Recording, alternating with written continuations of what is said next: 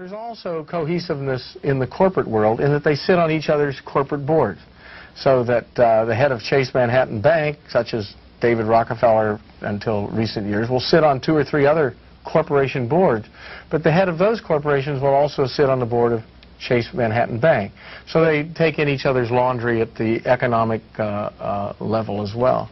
They also come together to talk about more general issues, whether it's foreign policy or kinds of domestic policy, at what I call discussion groups. But this means organizations like the Committee for Economic Development, the Council on Foreign Relations, the Conference Board, the Business Council.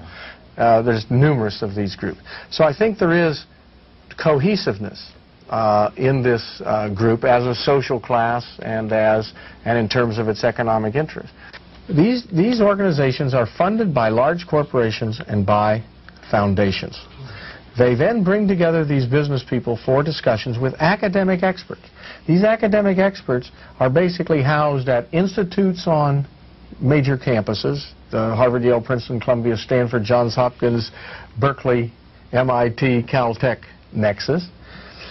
And these experts are also housed at think tanks, like the Rand Corporation and various institutes for strategic thinking here, there, and everywhere. You see, the interesting thing about politics in America in terms of policies as opposed to electing individuals is that the political organizations of the ruling class are not called political. Now, is this an irony? Yeah, in a way. That is, all the groups in America that are called nonpartisan, bipartisan, non-political, that's the political organizations of the ruling class in America. You see, if you go out and say, I don't understand how you can talk about a ruling class. There's the Democrats over here and there's the Republicans over here. That's politics, isn't it? No, that's just deciding which individuals will fill offices. Politics in the important sense of which policies we all agree make sense, that happens in non-political organizations.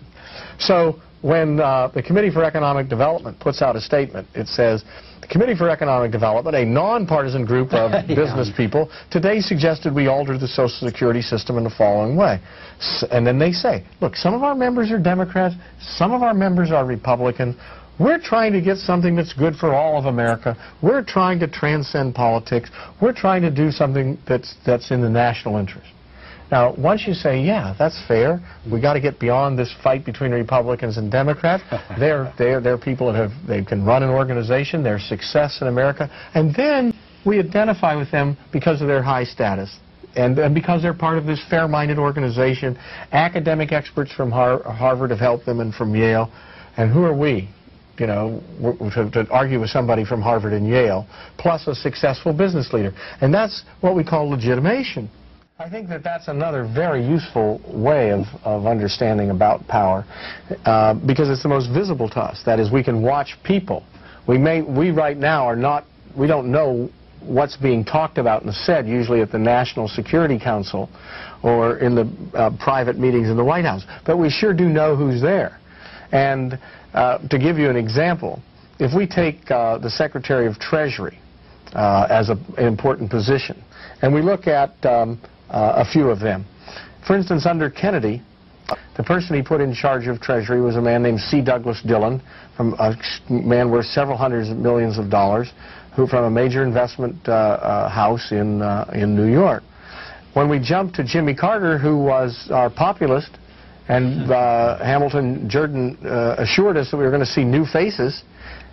In fact, the person that we got as our Secretary of Treasury was a man named W. Michael Blumenthal, who was the head of Bendix Corporation, a trustee of the Council on Foreign Relations, a trustee of the Committee for Economic Development, a trustee of Princeton University, and a member of the Trilateral Commission, and he becomes our Secretary of Treasury. Now, Ronald Reagan comes in, and he's going to get rid of the mess in Washington from a neoconservative perspective, but our Secretary of Treasury is a man named Donald Regan, or was. It was his first Secretary of Treasury, as you know, and Donald Regan was from Merrill Lynch. He was a member of the Council on Foreign Relations. He was a trustee of the Committee for Economic Development. He was a trustee of the Business Roundtable.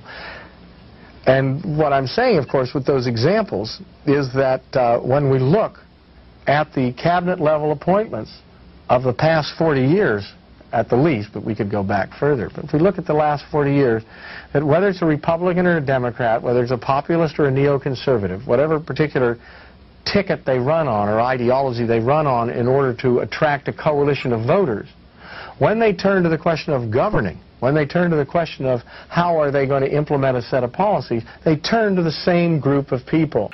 So the continuity of these people is very great.